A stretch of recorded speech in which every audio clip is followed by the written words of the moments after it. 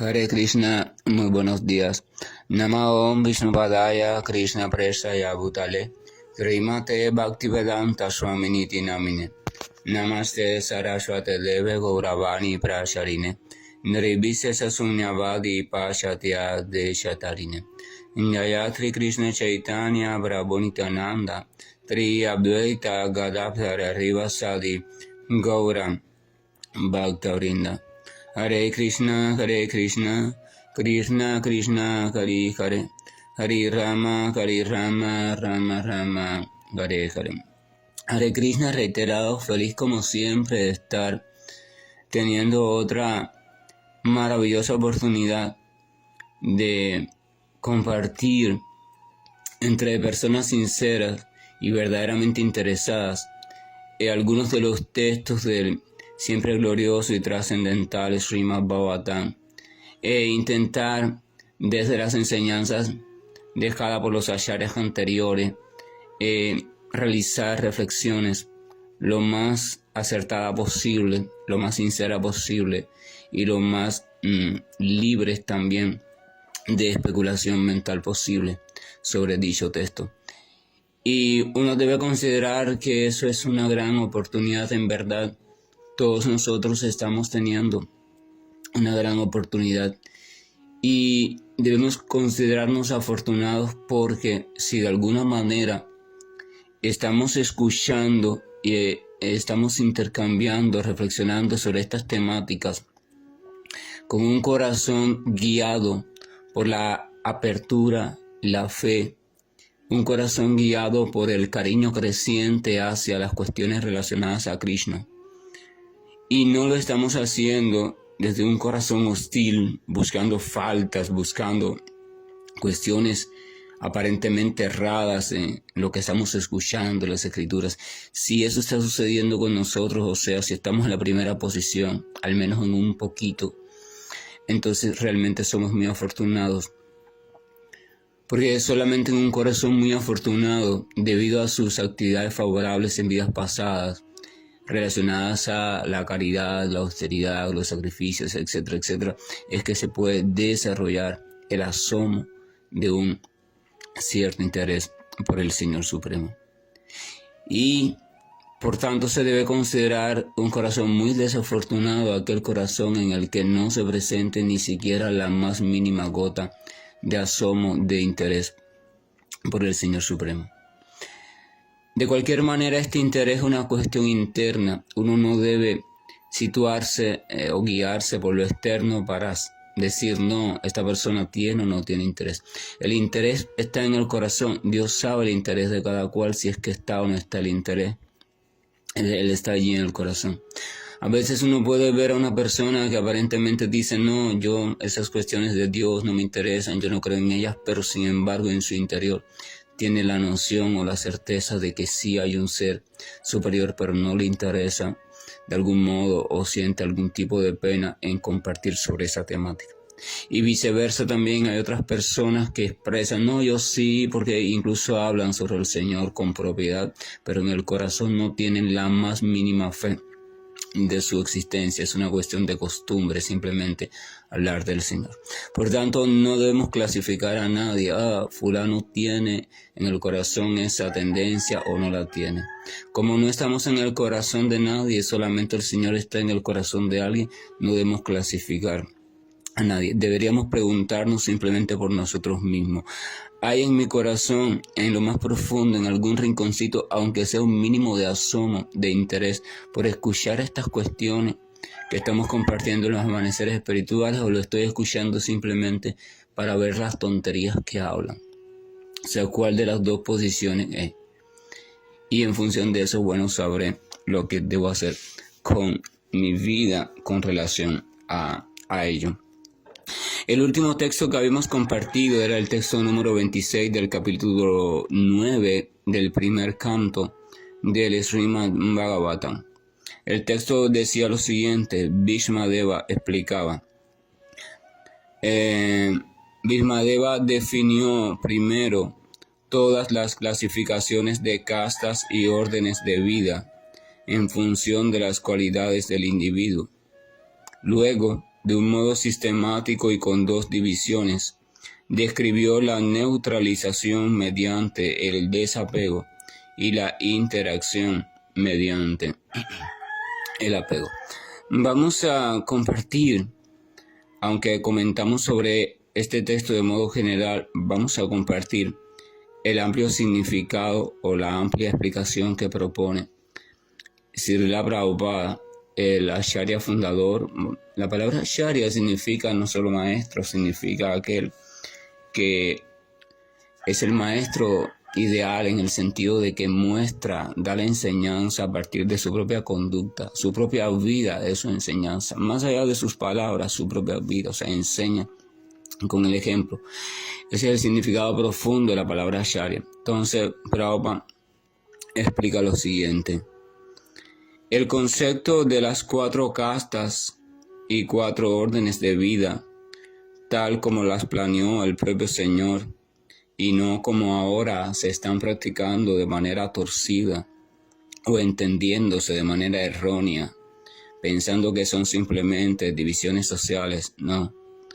El Señor las plantea con un objetivo bastante claro. O sea, el objetivo es acelerar el cultivo de las cualidades trascendentales del individuo, de manera que éste pueda comprender gradualmente su identidad espiritual y así actuar conforme a ello para liberarse del cautiverio material o la vida condicionada. Vamos a detenernos aquí un momento, porque cuando usted menciona la palabra castas, enseguida, ¿verdad? Por definiciones del diccionario, la lengua española, la lengua inglesa, etcétera, etcétera, enseguida se empieza o se hace referencia a divisiones sociales.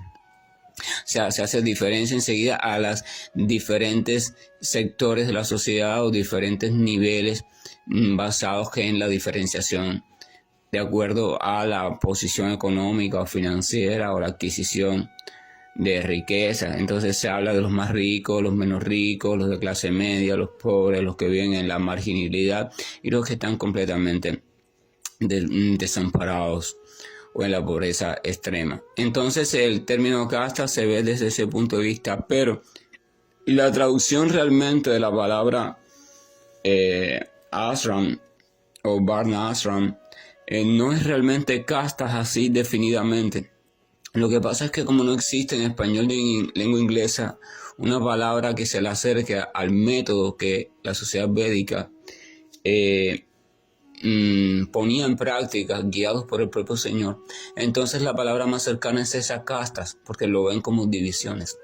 Pero detrás de ese Varna Ashram Dharma, ese sistema védico de organización social y de organización evolutiva de la vida del ser humano en sociedad, tanto desde el punto de vista material como espiritual, hay un profundo y genuino y perfecto conocimiento de la naturaleza humana en sí, así como también del proceso que ha de seguir la criatura desde esa naturaleza para alcanzar la perfecta y verdadera liberación, o sea, volver a su estado original y comprenderse como tal.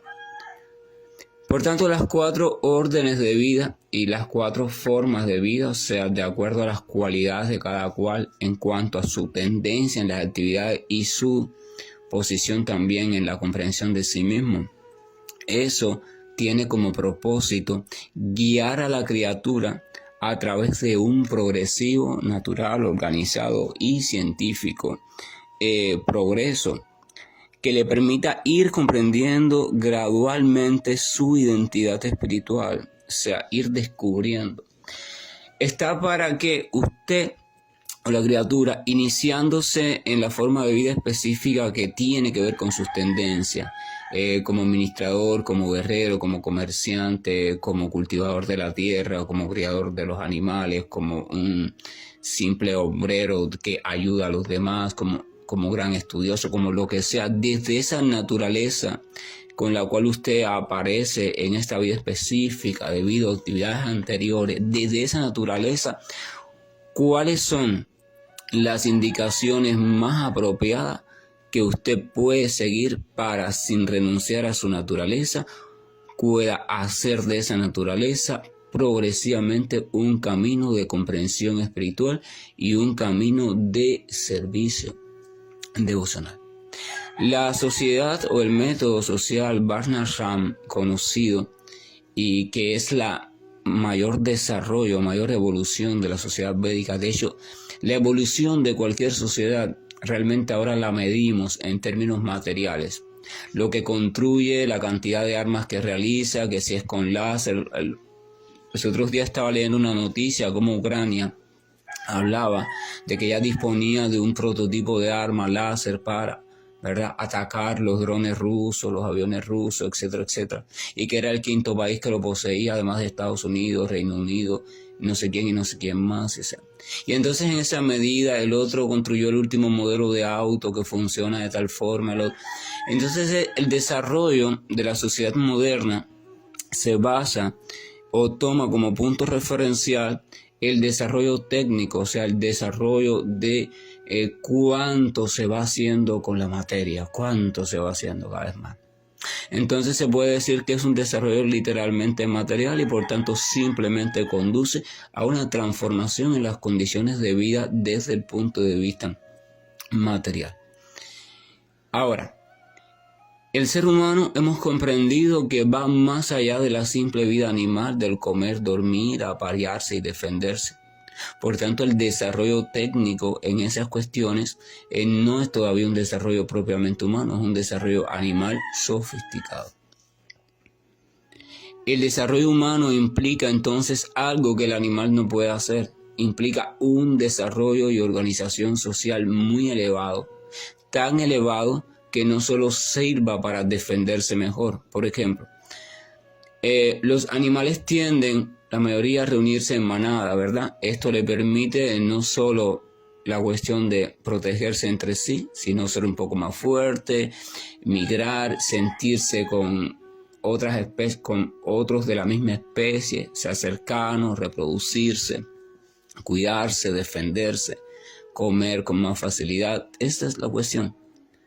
Pero si el ser humano se reúne en sociedad para hacer esto mismo, entonces ¿cuál es la diferencia entre una manada de antílopes y una manada de seres humanos? La diferencia estaría simplemente en el desarrollo tecnológico. Por tanto, la sociedad humana, para que sea propiamente humana, debe tener otra cualidad, otro nivel organizativo más elevado, más perfecto, guiado por algo que no puede ser guiado, el animal, que es guiado por la inteligencia superior, o sea, guiado por el conocimiento profundo de la existencia. Debido a que el ser humano está capacitado para comprender realmente, a través de una guía certera, la razón básica de la existencia y el propósito superior de la existencia, ¿verdad? Entonces él debería organizar la sociedad de tal modo que la propia organización social, el propio estilo social de vida, le vaya conduciendo a, ¿cómo se dice? Vaya conduciendo a cada individuo hacia el logro de esa meta suprema. Descubrir cuál es el sentido de la vida, descubrir quién es él mismo, o sea, cuál es su naturaleza básica y cómo vivir conforme a esa naturaleza, o sea, cómo vivir como entidad espiritual y volver a tomar conciencia progresiva de la relación con la persona original, o sea, el Ser Supremo, Señor Krishna, Purusha, o sea, el disfrutador supremo. Esa es la cuestión. Por tanto, el mayor desarrollo social no está en las construcciones externas, en la tecnología, en las armas, en nada de eso. Está en la propia vida.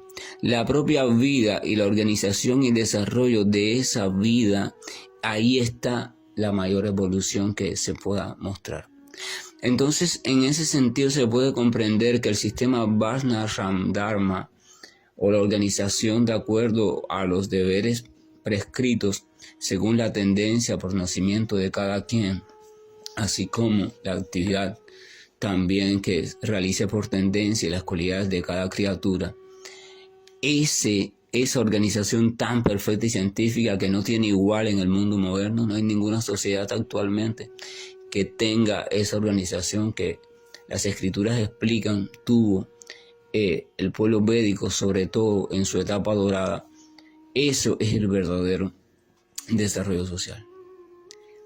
Una organización, y ese es el paradigma incluso de nuestra vida personal. Nuestra vida personal debería organizarse de tal manera que vaya permitiendo a nuestras propensiones, que nuestras tendencias que vayan saliendo, emergiendo, pero que vayan emergiendo y siendo conducidas en un sentido realmente favorable y no un sentido destructivo ni un sentido que nos traiga en el futuro una involución en vez de una evolución.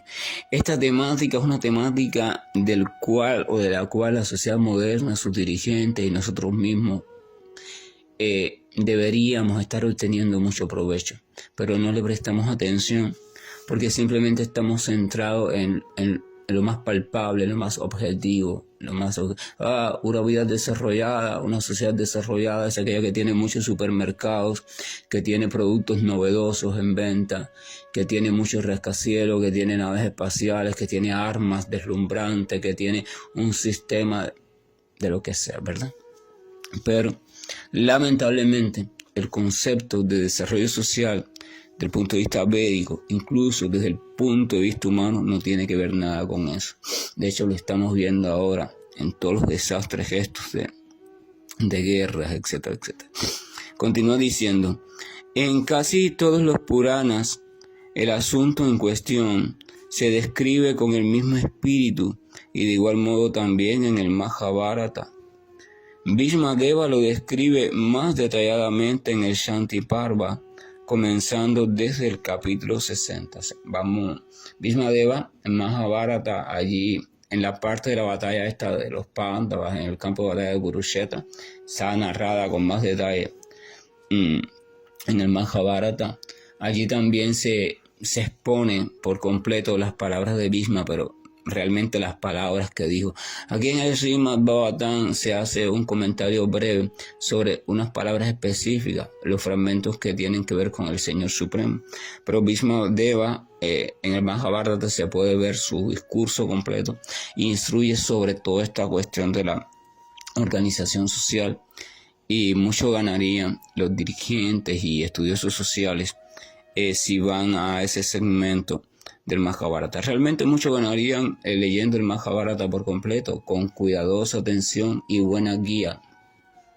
Y sobre todo este segmento del Mahabharata, el capítulo, a partir del capítulo 60, en la parte o en la sección conocida como Shanti Parva del Mahabharata. Prabhupada continúa diciendo, el Varnashram Dharma se prescribe para un ser humano realmente civilizado, con el único objetivo de enseñarle a culminar con éxito la vida humana, o sea, llevar al éxito pleno la vida humana. La autorrealización se distingue de la vida de los animales inferiores, que simplemente están dedicados a comer, dormir, a defenderse y a aparearse. Entonces hay que comprender esa distinción y realizarla. Bhishma-deva recomendó 9 cualidades que deben exhibir todos los seres humanos. No enfurecerse, no mentir, distribuir riquezas equitativamente, perdonar, ser fieles en cuanto a los vínculos íntimos, ser de mente pura y de cuerpo sano, o sea, mantener el cuerpo y la mente lo más armónicos y bien funcionando, no ser hostil hacia nadie, ser sencillo y, en el caso de los administradores, mantener a sirvientes y subordinados, o sea, hacerse responsable de ello. Estas nuevas temáticas las escribe también Bhishma-deva allí, sea más ampliada, por supuesto. Bhishma-deva sitúa o explica que esos 9 puntos son 9 puntos básicos de la vida de cualquier ser humano, que cualquier ser humano debería perfeccionarse en el sentido de su cumplimiento, aunque hay algunos que pertenecen más a unas órdenes de vida o formas de vida que a otros. En sentido general, los 9 son importantes. Y ya el simple hecho de reflexionar sobre estos 9 puntos ya nos da una medida de cuánto nos falta, cuánto realmente me falta a nivel de vida personal para yo ir acercándome a esto. Claro, una persona podría preguntarse para qué yo me debo de acercar, porque esto nos acerca a un comportamiento promedio de lo que se espera del ser humano. Y entonces a partir de ese comportamiento promedio de lo que se espera del ser humano es que el ser humano puede dar pasos más hacia la perfección. Prabhupada continúa diciendo, a uno no puede llamársele una persona civilizada si no va adquiriendo y desarrollando las antedichas cualidades preliminares. Aquí hay una cuestión importante, porque muchas veces las personas, cuando se hablan de puntos que evidencian desarrollo o evolución, las personas tratan de mecánicamente implementarlo en su vida. Yo voy a tratar de ser humilde, yo voy a tratar de ser justo, voy a tratar de reprimir mi ira y no enfurecerme, voy a tratar de no mentir, ¿verdad? Y lo convierte en una serie de reglamentos mecánicos y se esfuerza a tal medida que logra diseñar un personaje externo que cumple con esos reglamentos, pero internamente no está funcionando así. Entonces hay una disonancia, hay un conflicto ambivalente muy destructivo que no trae nada bueno ni trae tampoco evolución. Por eso se necesita de un sistema educativo y de un sistema prescrito bien organizado que vaya actuando sobre el ser humano, guiando al ser humano de tal modo en su vida diaria que el ser humano vaya desarrollando de forma natural, paulatina y sistémica estas cualidades. Y eso es el Varnashram Dharma. Varnashram Dharma o la organización social védica está diseñada para eso. Desde pequeño el niño, el ser humano está siendo guiado en ese sentido, de modo tal que la evolución suceda de un modo natural, cosa que por supuesto en nuestros casos no es así. Y cuando es parecido a esto es de una educación muy fragmentada. Solamente se preservan algunos puntitos saludables al antiguo conocimiento organizativo. Continúa diciendo, además de estos 9 puntos, en el caso de los brahmanas, o sea, las personas que tienen tendencia al conocimiento, a la inteligencia, en el caso de los administradores o guerreros o kshatriyas, en el caso de aquellos que se dedican a lo mercantil, o sea, al cultivo de la tierra, al negocio, a la banca, etcétera, etcétera. Y en el caso de la clase obrera, debe saberse que tienen sus propias cualidades especiales, o sea, tienen esas 9 cualidades como básicas para todos los seres humanos y tienen entonces las específicas de su propia forma de vida, que están en función de los deberes, de las ocupaciones que se mencionan en todas las escrituras védicas. O sea, el ser humano promedio desarrollado, evolucionado, cumple con los 9 puntos anteriores y a partir de ahí se añaden puntos específicos o cualidades específicas que se aplican simplemente a cada persona según su tendencia o orden de vida en la que se encuentre de acuerdo a sus cualidades. Continúa diciendo Prabhupada, para los hombres inteligentes, controlar los sentidos es la cualidad fundamental. O sea, los brahmanas, ya se está centrando específicamente en los brahmanas, se espera que sean autorregulados. O sea, que no corran detrás del placer de los sentidos o detrás de el huir de aquello que le da sufrimiento a los sentidos. No, sean capaces de ser regulados, sean sobrios, sean lúcidos, ¿verdad? En función del conocimiento que tienen. Hay muchos brahmanas, incluso en la India, que nacen por familia. Fulano es hijo de un brahmana, así que él ya es brahmana. Se le instruyó en los libros, el conocimiento, los rituales, pero el señor Chaitanya, y así como también Prabhupada y otros acharyas explican que eso no es un brahmana. Un brahmana tiene que tener cualidades brahmínicas. Y la principal cualidad brahmínica es ser autocontrolado o autorregulado. El néctar de la instrucción comienza diciendo que aquel que es capaz de regular o controlar los impulsos de la mente, los impulsos de la ira, del habla, de la lengua, del estómago, y del órgano genital. Solamente ese está capacitado para tener discípulos en el mundo entero, o sea, para ser un maestro, para ser un brahmana, maestro de la sociedad. Prabhupada continúa diciendo, disculpen, la regulación de los sentidos o el control de los sentidos, esa es la base de un comportamiento realmente organizado y moral. La satisfacción de cualquier tipo, incluso cualquiera que sea, debe contar con un modo de regulación, ya que es una satisfacción basada en los preceptos materiales y que por tanto, si se practica de forma desmedida, indudablemente en vez de llevar a la evolución o la liberación, lleva a una esclavitud creciente. Un hombre inteligente abusa de sus grandes capacidades de inteligencia si no sigue el modo de vida védico, si no sigue las regulaciones. O sea, Prabhupada explica que se debe entender que una persona que deje de lado las regulaciones básicas para su orden de vida, entonces inevitablemente va a tener la tendencia a abusar de aquellas capacidades o recursos que ha ido cultivando en vidas anteriores y que el Señor le ha proporcionado. Y esto entonces significa abuso desmedido y va a traer sus consecuencias. Esto significa que una persona, esto significa que debe estudiar con toda seriedad las escrituras védicas, especialmente el Srimad Bhagavatam y el Bhagavad Gita.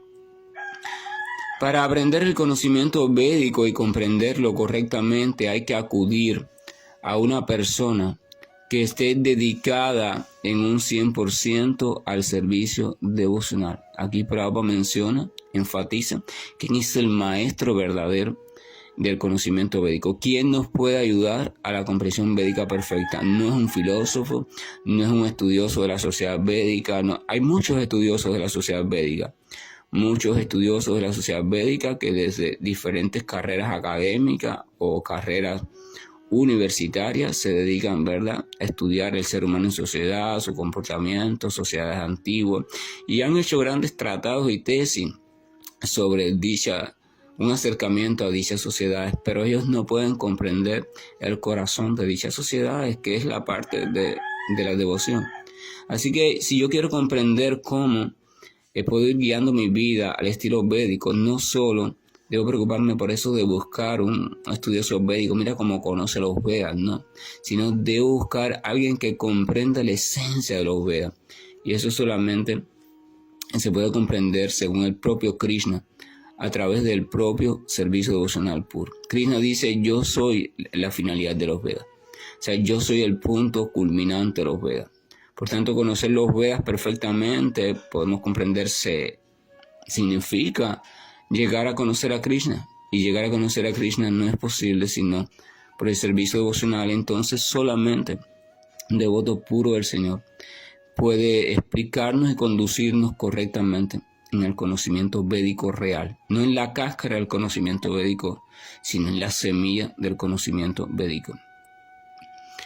Dicha persona se espera no debe incurrir en cuestiones que están prohibidas por los shastras. El hombre o la persona que incurre en diferentes conductas que simplemente son rechazadas por los shastras, se debe entender que ese no está capacitado para ser maestro.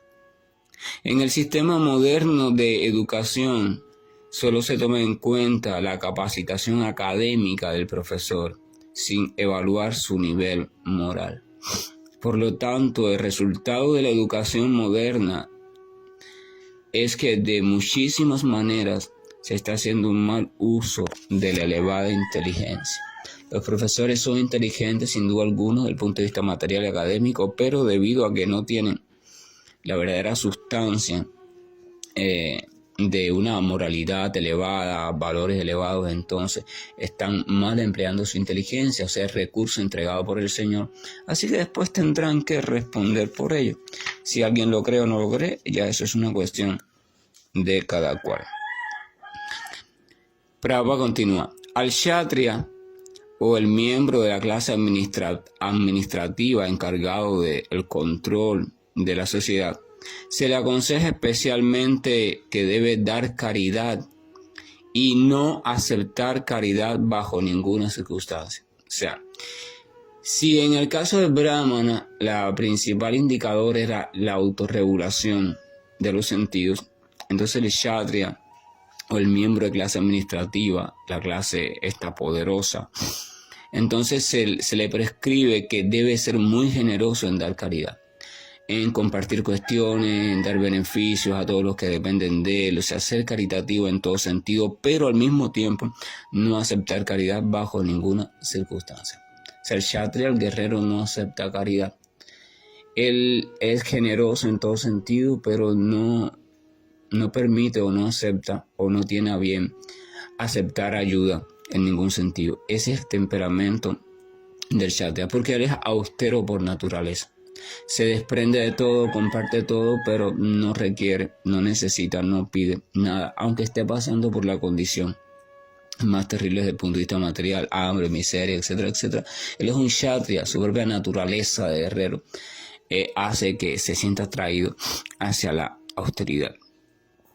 Los administradores modernos, sin embargo, reúnen diferentes cantidades de contribuciones para algunas funciones políticas. Son capaces de reunir dinero para eso, pero nunca les dan caridad verdadera a los ciudadanos en ningún área de la sociedad. Los mandamientos de los Shastras o las escrituras sagradas indican justamente lo contrario. Los miembros de la clase administradora deben estar bien capacitados en el conocimiento de las escrituras, pero sin embargo deben entenderse, no deben adoptar la profesión de maestros o guías espirituales de la sociedad. Un guerrero no debe ser maestro espiritual de la sociedad.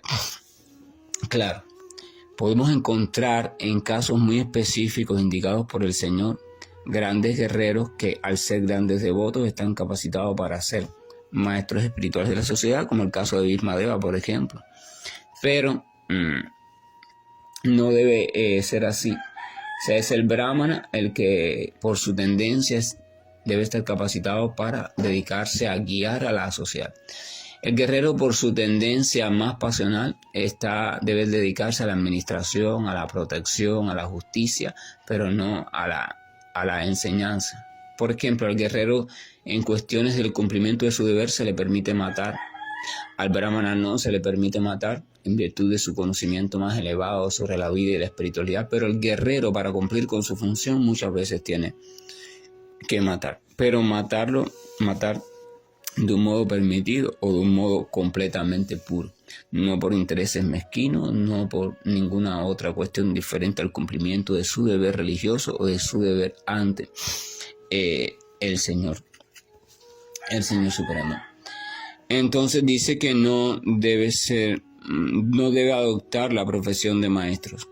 Los administradores nunca deben tratar de volverse violentos y de ese modo ir hacia planos de conciencia degradantes o infernales. Esto es importante porque aunque el Kshatriya o el guerrero tenga naturaleza fuerte, naturaleza de lucha en sí mismo, no es que él va a tratar de volverse violento y él va a ser violento en todo momento y va a luchar en todo momento.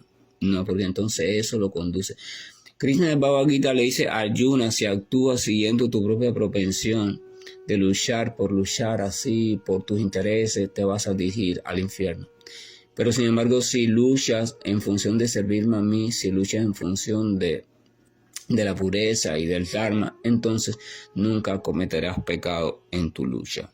Prabhupada continúa diciendo: cuando en el campo de batalla de Kurukshetra Arjuna quiso volverse una persona incluso no violenta debido a una compasión familiar, entonces él fue severamente regañado. Disculpen, miren, en la oración anterior me salté una palabra. Dicen: Los administradores de la clase administrativa deben estar bien versados en las escrituras, pero no deben adoptar la profesión de maestros. Perfecto. Ellos nunca deben tratar de volverse no violentos. O sea, la naturaleza del kshatriya es una naturaleza violenta. O sea, nunca deben de tratar de volverse no violentos. Ellos nunca deben adoptar una posición de santos no violentos, que no matan a nadie, que no pueden golpear a nadie, que no, ellos deben ser en cumplimiento de su deber recto. Y entonces pone un ejemplo Prabhupada. Dice, cuando en el campo de batalla de Kurukshetra, Arjuna quiso volverse una persona no violenta, él fue severamente regañado por el Señor Krishna. En esta ocasión, el Señor puso a Arjuna en el nivel de un hombre incivilizado. Le dijo que era un tonto, que no tenía conocimiento ninguno, al querer actuar de esa manera. O sea, al querer aceptar la no violencia o esto del comportamiento no violento. La clase administrativa debe ser adiestrada personalmente en lo referente a la educación militar. O sea, las artes marciales, la enseñanza marcial es una cuestión propia y necesaria para la clase administrativa y se espera que sea entrenada en ese sentido, en cómo perfeccionar su modo de ser violento. Lo que ese modo de ser violento siempre es subordinado, por supuesto, al conocimiento, pues guiado por el cumplimiento del servicio a los intereses del Señor y no del servicio al ego falso, ni la ambición, ni al concepto de el yo soy. Entonces sigue diciendo, los cobardes, aquellos que no tienen naturaleza de valentía en sí mismos, no deben ser nunca colocados en el trono del monarca, o sea, como guerrero, como rey, como presidente, simplemente por cuestión de votos numéricos. Los monarcas antiguamente en la cultura védica eran todos personalidades muy heroicas, valientes, entregadas, y por tanto la monarquía debe de mantenerse con esas cualidades, siempre y cuando, por supuesto, al monarca se le adiestre regularmente en lo que respecta a los deberes propios de la posición de un rey. O sea, ser justo, misericordioso, cuidar bien de sus súbditos, repartir entre ellos caridad, etcétera, etcétera. En tiempos de guerra, por ejemplo, el monarca o rey, o el presidente, o como se le llame, nunca debe regresar a casa sin que se acabe la batalla. Y si acaso lo hace, debe ser por una herida muy grave. El mal llamado rey o presidente de hoy en día, por ejemplo, nunca va al campo de batalla. Él manda a los soldados, los exhorta con unas consignas artificiales, pero él no se acerca ni siquiera al campo de batalla por temor. Y simplemente lo que hace es impulsar a otros. Por tanto, se debe comprender que no se encuentran realmente ubicados en la clase de kshatriyas, o sea, de guerreros o de correctos administradores. Entonces, esa clase de dirigentes en verdad no son kshatriyas, son simplemente comerciantes disfrazados de administradores o guerreros o reyes. Y tan pronto como la clase administrativa se convierte en una camarilla de comerciantes y obreros, entonces se debe entender que toda la maquinaria gubernamental de la sociedad se contamina. Vamos a cesar este comentario de Prabhupada, está muy interesante aquí.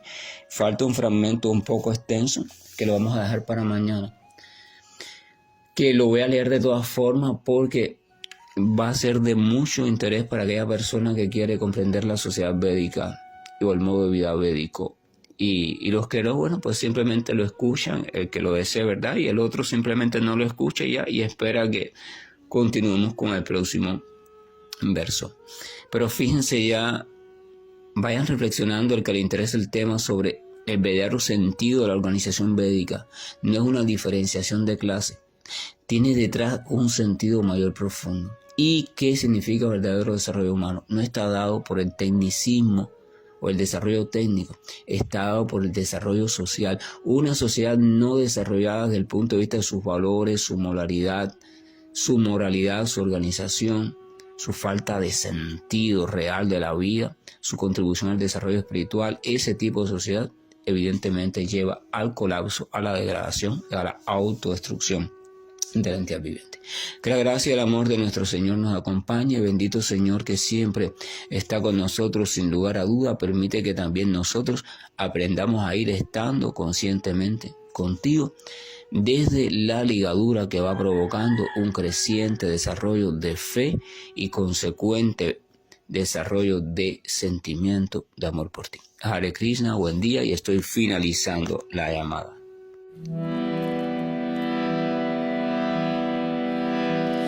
Hare Krishna, Hare Krishna,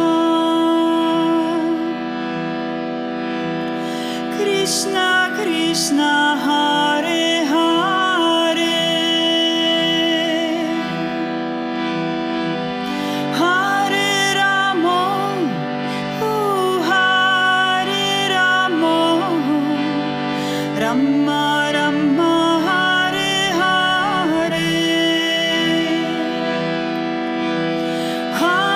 Krishna, Hare Krishna, Krishna Krishna,